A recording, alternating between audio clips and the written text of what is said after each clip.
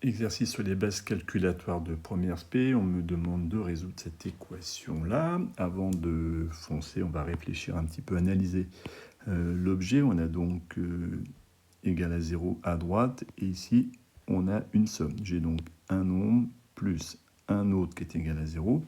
Et je vois que si je développais la double distributivité ici et ici, je ferai apparaître des termes en x carré, etc.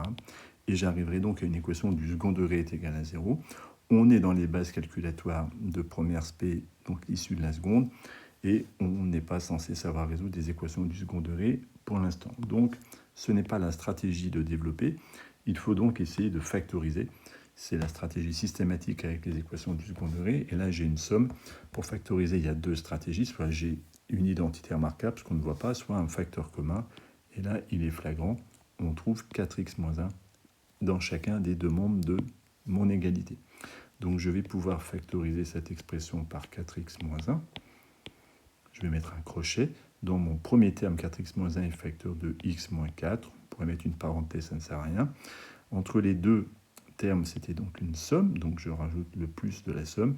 Et 4x moins 1 était dans le deuxième terme, facteur de moins 7x moins 1. Il n'y a pas de piège ici avec le signe moins. Donc on peut opérer tranquillement. Cette équation revient à résoudre 4x moins 1 facteur, et là on va aller un tout petit peu vite, on a x moins 7x, ce qui va faire moins 6x moins 4 plus 1 moins 5 égale à 0. Un produit est nul si et seulement si un de ces facteurs est nul.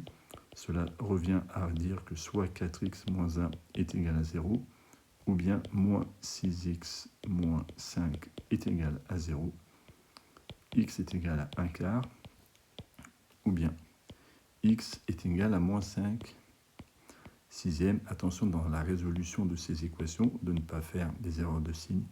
Il y a donc deux solutions à cette équation, moins 5 sixième et 1 quart. Cet exercice de base élémentaire de seconde est terminé.